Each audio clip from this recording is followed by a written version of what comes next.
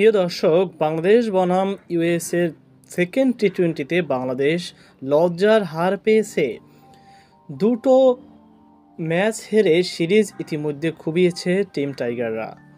প্রথমে বোলিং করতে নেমে 144 রানে আটকে দেয় যুক্তরাষ্ট্রকে, কিন্তু শুরুটা মোটামুটি করলেও একদম শুরুটা ভালো হয়নি। 0 রানেই আউট হয়ে যায় সৌম্য সরকার। এরপর কিছুটা পার্টনারশিপ হলেও ঘুরে দাঁড়াতে পারেনি বাংলাদেশ। শেষের দিকে ছন্দছায়ার মতন তাসের গড়ের মতো জ্বরে ভেঙে পড়েছে বাংলাদেশের স্কোরবোর্ড।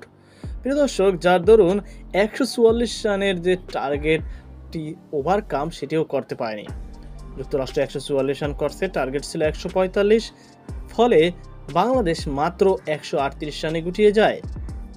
সুতরাং বাংলাদেশ হেরে যায় 6 রানে। অপরদিকে এমন জয়ে উচ্ছ্বসিত এবং খুশিতে আত্মহারা মোনাক প্যাটেল বাহিনী। নবীন এই দলটি মাত্র 5 বছর টি-20 শুরু করলেও বাংলাদেশকে হারিয়ে তারা খুবই খুশি। তাই ম্যাচ শেষে তাদের এই আকাঙ্ক্ষা এবং ইচ্ছা শক্তি সবকিছুই প্রকাশ পেয়েছে মোনাক প্যাটেলের। তারা বলেন, বোলাররা অসাধারণ বোলিং শুরু করেছেন পাওয়ার প্লেতে, এবং তারপর ডেথ ওভারে তারা যেভাবে বোলিং করেছিল সেটা ছিল দুর্দান্ত। তারা বলে এখন তারা আত্মবিশ্বাসী, উচ্চ, এবং এটি অবশ্যই তাদের বিশ্বকাপে নেতৃত্ব দিতে সহায়তা করবে। আপনারা জানেন যে অস্ট্রেলিয়ার যে টিমটি রয়েছে সেটা অনেক জায়গার প্লেয়ার, অর্থাৎ ইন্ডিয়া থেকে শুরু করে ক্যারিবিয়ান প্লেয়ার রয়েছে, তারপর ইংল্যান্ডের রয়েছে, বিভিন্ন দেশ থেকে তারা ধার করে প্লেয়ার আনছে। যেসব প্লেয়ার অন্যান্য দেশে সুযোগ পায়নি তারাই মূলত ইউএসএতে সুযোগের সন্ধানে এসেছে।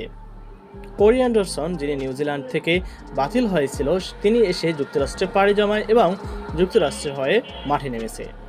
আর এমন একটি দলের বিপক্ষেই বাংলাদেশ হেরেছে। যাই হোক প্রিয় দর্শক, এটার বিষয়ে আসলে কিছুই বলার নেই। বাংলাদেশ এখন ক্রিকেটের যে অবস্থা, এর অধঃপতনের পিছনে একটি নাম অবশ্যই আপনাকে মনে রাখতে হবে, সেটি হচ্ছে চন্ডিকা হাথুরুসিংহে। তো এই ছিল আমাদের সর্বশেষ আপডেট। সকল আল্লাহ হাফেজ।